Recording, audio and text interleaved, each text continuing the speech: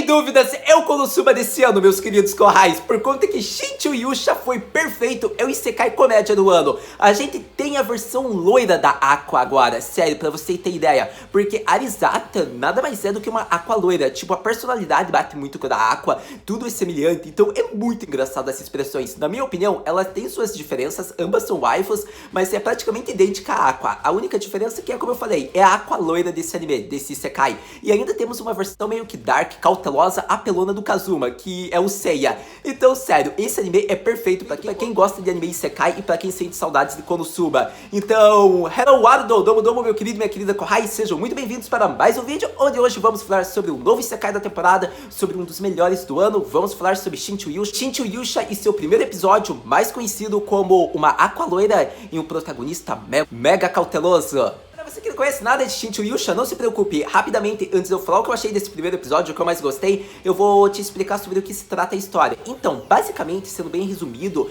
acredito que a história se centra em Erisato, que é uma das deusas que foi convocada, digamos, a ter a ordem, o dever, a missão de salvar um dos mundos destinados. Porque pelo que aparenta ser o mundo que os deuses vivem, eles sempre têm missões onde eles convocam vários humanos para serem heróis, para salvar o mundo a mando das ordens deles. E assim, eles salvando os mundos, os deuses têm uma reputação, digamos que maior, por ter escolhido determinado herói. Pelo menos é isso que se centra. Então acontece que a deusa em questão, digamos que a Aqua loira, ela tem a ordem de uma missão nível Rank S de salvar um outro mundo. E acontece que para isso ela deve invocar um herói. Então, como foi mostrado, ela invoca um Nihonji, e acontece que tendo invocado esse herói mega apelão, ela vê que nem tudo é como ela esperava, afinal ele é bem diferente dos outros protagonistas clichês de Isekai. Ele é mega cauteloso. Mas acredito que isso é o que eu posso falar agora de momento sobre o que se trata. Agora vamos realmente falar do episódio, como foi a história, que eu quero falar bastante sobre o que eu achei, digamos que sobre esse encontro, sobre a reação dela ao ver o protagonista, a verdadeira personalidade dele. Então vamos falar sobre Shinchu Yusha. Vamos falar sobre os personagens principais da obra, vamos falar sobre o protagonista mega cauteloso Seiya e vamos falar sobre nossa querida nova Aqua, nossa querida Arisata, a deusa da obra. Então, ela pode ter realmente a aparência de uma, digamos que ela mantém a elegância, só que ela perde a compostura mostrando sua verdadeira personalidade em vários momentos. E foi assim que a gente viu quando ela recebe a missão nível Ranking S, afinal ela queria fugir, ela fala Muri, impossível, porque tem que ser eu, esse nível de missão assusta até deuses veteranos, porque eu tinha que ficar em cargo disso. Porque por mais que ela invoque, digamos que, heróis para cumprir essa missão, os deuses têm que ser meio que o suporte desses heróis. Então acontece que ela já entra em desespero, ela já começa, digamos que, a ver vários papéis. Daí você já nota aí que eles fazem meio que uma paródia, digamos, um comentário sobre a alta dos isekais no Japão. Tanto que ela mesma fala, pra quem que eu tô explicando isso? Por conta que ela fala que ela vai invocar o Nihonji, como é de clichê, porque há várias novels no Japão que abordam sobre esse mundo de isekai, que os protagonistas vão e se divertem. Então provavelmente os japoneses já vão estar acostumados com esse clima. E acontece que a reação dela deve ter sido ao contrário, bem que ela poderia ter invocado eu então, porque eu acho que seria muito melhor que o protagonista mega cauteloso. Mas pra todo caso, foi muito legal, porque essa paródia aí eu achei muito divertida, porque normalmente, realmente, a gente vê todo Isekai, o protagonista sempre se diverte, ele nem liga, tipo, já quer se divertir tudo, enfrentar várias masmorras, ou já tá acostumado com esse clima. Então ela achava que isso aconteceria com quem ela escolhesse, só que não foi isso, porque o protagonista já é cauteloso, tanto que você percebe isso quando o protagonista fala, eu tenho escolha, eu posso voltar, eu tenho o direito de escolher se eu quero fazer isso ou não, o que acontece se eu morrer? Então, tipo, as várias perguntas que ele faz, digamos, faz com que ela pergunte, você é realmente um Nihonji? Porque, sério, tipo, se você é um Nihonji, você tem obrigação, se vai pro Isekai, tem que se divertir lá. Então foi muito engraçado esse fato, mas pra todo caso, gostei rapidamente, digamos que do comentário que mostra, eles reconhecem a alta das novels, da popularidade, digamos que de Isekai no Nippon, não é à toa que a própria, digamos, o waifu da obra ressaltou isso. Mas pra todo caso, acredito que eu ressaltei um pouco da personalidade, digamos que da Arisata. Ela, digamos que é medrosa, digamos que às vezes ela é corajosa, destemida, mas ela é muito engraçada. Por isso que eu digo, ela lembra muito a Aqua. Então acontece que a gente viu que ela se apaixonou rapidamente pelos músculos do protagonista, principalmente nos músculos pós-banho. Então, sério, a cena que ela fica com raiva dele, que ela foge, tipo, perseguindo ele, ou que ela fica desesperada, é a melhor parte da obra. Então, sem dúvidas, Risato talvez seja a waifu da temporada. Mas, pra todo caso, tem outras waifus ainda. Eu já vi, por exemplo, a Hiro no Sora, e a Madoka é tão waifu quanto ela. Então, sério, tem bastante waifu nessa temporada. Mas Risato, pelo menos, tá roubando a cena. Agora vamos falar sobre sobre outras partes do episódio. Agora vamos continuar falando, só que agora sobre o Seiya, nosso querido protagonista extremamente mega, hiper, super cauteloso. Isso mesmo que você ouviu. Pode parecer exagero, mas é tão exagerado quanto o que ele pensa para derrotar um slime. Porque, sério, a chegada dele, digamos, lá no vilarejo foi sem dúvidas talvez épica por conta da cena. A gente viu que ele acaba com o slime inofensivo e tipo mostra, digamos, que eles têm o poder de verificar os status. E acontece que ele viu o status da criatura. Ele viu, é tipo um nível 1, ou nível 2, 3 no máximo. E acontece que ele já é um level 15. E com um golpe só dele, ele conseguiria exterminar e ganhar, digamos, que uma recompensa boa. E acontece que ele quebrou, digamos, ele aniquilou o slime. Sem dúvidas. É essa a palavra correta. Ele destruiu, desapareceu o slime. Um golpe dele era o suficiente, mas ele quis apagar a existência do slime, digamos que em terra. Porque ele usou cerca de 3 a 5, 7 vezes o golpe. Então foi muito engraçado porque a gente pensou, caraca, esse cara é cauteloso mesmo, gostei dele. E acontece que Arisato, tipo, já falava, como assim? Você já fez isso? Um golpe já era suficiente? Você não tem confiança sobre a sua técnica? Você é forte. E acontece que realmente, quando ela invocou ele, ele já tinha os status bom, tipo, para ir para um Isekai. Então acontece que mesmo assim, ele quis fazer, tipo, 5 vezes para garantir que não tem nada mais do slime e para ele ficar seguro. Então ele é mega cauteloso nesse ponto. Além da cena da compra da armadura, como não rir com aquela cena? Foi mega divertida porque mostra o que já havia sido falado sobre a obra antes de anunciarem. A gente viu um protagonista que realmente é cauteloso até na hora de vestir seus trajes. Por conta que ele comprou um traje básico, ele comprou, digamos que uma vestimenta por cima, uma proteção, e ele comprou um outro para caso aconteça daquela quebrar. Então ele já estava garantindo um traje, outro traje por cima e um outro caso o outro quebrasse. Sério, foi muito engraçado porque ela falou, tipo, eu escolho isso pra você agora, você fica quieto e espera. Então foi muito boa porque a Misato, tipo, teve que organizar todo o dinheiro pra ele, senão ele iria ser, digamos, um gasto desnecessário. Mas acredito que ele comprou a proteção extra.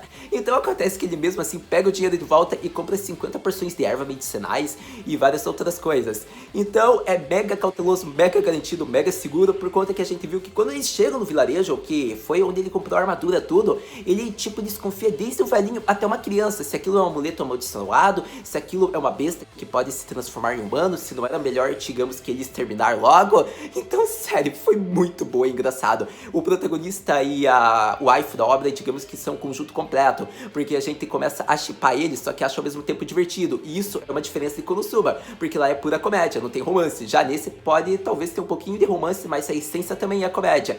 Então eu tô gostando muito de acompanhar esses dois, porque o protagonista não confia nem na deusa que invocou ele. Como eu havia falado, ele questiona, eu realmente não posso voltar? Eu vou ter que cumprir essa missão? E que garantias eu tenho de que você é uma deusa mesmo? Como é que você pode dizer essa sua experiência é verdadeira? Então foi muito engraçado a cena daí que ela fica brava e desconfia dele. E quando ela fala para ele dizer status, ele começa dizendo proprieties, que é tipo propriedades.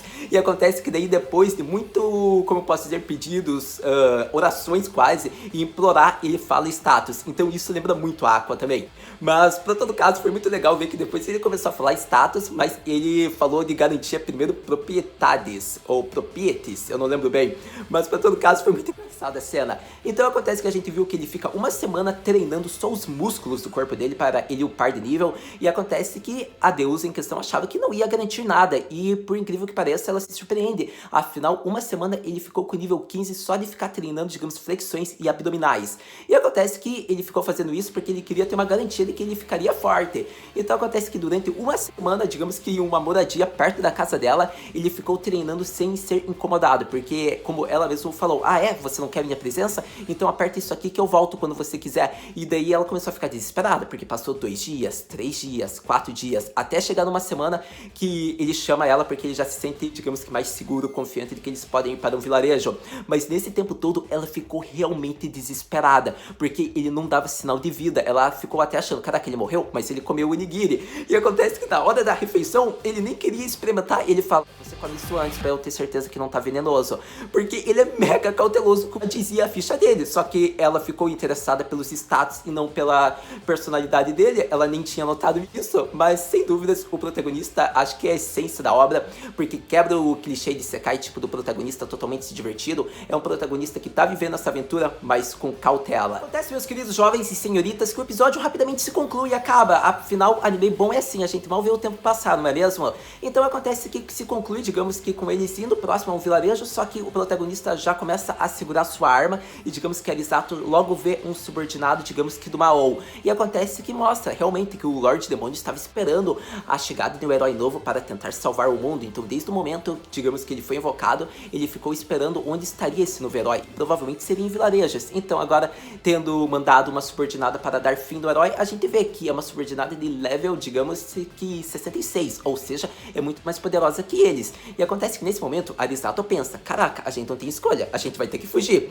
E quando ela olha, digamos que pro protagonista, ele já tinha fugido muito antes dela. Então acontece que ela persegue ele numa velocidade que ela já questiona, como você pode ter me deixado lá sozinha perto de uma subordinada do Mao? Você acha que poderia tratar eu, sua deusa, assim? E o episódio acaba porque a gente viu que o protagonista tá fugindo, a deusa tá do lado dele e a Lorde Demônio lá tá perseguindo eles. Então a imagem ficou muito bonita. Acho que talvez eu tenha colocado de thumb, eu não sei, porque pode ter sido que eu tenha usado outra, mas ficou uma imagem muito legal. Eu acho que foi muito engraçada. Mostra a essência da obra, que o protagonista pode abandonar quem quer que seja, porque ele nem considera ainda companheiros dele, porque antes ele quer cuidar da sua vida, da sua cautela. Mas acho que foi o final perfeito. Mostrou a essência do que será a obra. Será uma obra de comédia, manterá o clima de Isekai, só que ao mesmo tempo é um quebra-clichê, porque mostra, digamos que, um protagonista diferente, um protagonista mega cauteloso. Não é à toa que o anime provavelmente já vai ser um dos melhores dessa temporada. Acredito que também é por isso que a novel deve ter uma boa, digamos que, venda, uma boa publicação,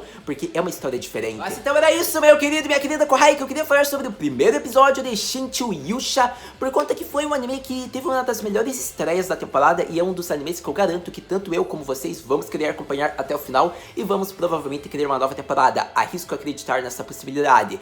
Para todo caso, gostei, digamos que, dos personagens principais, tanto o protagonista, digamos que como Arisato, a wife da temporada. Acredito que ver aquela senpai deusa dela, que sempre ajuda ela, foi uma parte muito comédia, muito essencial para a obra colocar, então espero mais aquela outra deusa também. Para todo caso, ainda tem outros personagens que será meio que a parte da guilda ali, a parte de aventureiros deles, do grupo deles, então promete isso aparecer talvez no episódio 3 ou 4. Para todo caso, esse episódio teve alguns pontos que eu ainda quero ressaltar com vocês. Vamos começar falando sobre a animação ser da White Fox. Isso é tipo uma coisa que nem precisa reclamar, a White Fox é muito boa, então gostei de ver que é esse o estúdio responsável pela adaptação dessa primeira temporada. Isso já mostra que a qualidade vai ser boa até o final. Para todo caso, a abertura, se digamos que a Miffy Rory, que é o grupo responsável, foi muito bom, porque eles já fazem várias aberturas. A maioria das aberturas deles, na verdade, são de Isekai, se você perceber, por conta que pegue Overlord, pegue, acredito que ReZero, eu acho que foram eles, eu não me recordo, mas Overlord é quase certeza. Então tem vários outros Isekais também que eles já foram responsáveis, mas eles são, digamos que, os mais conhecidos.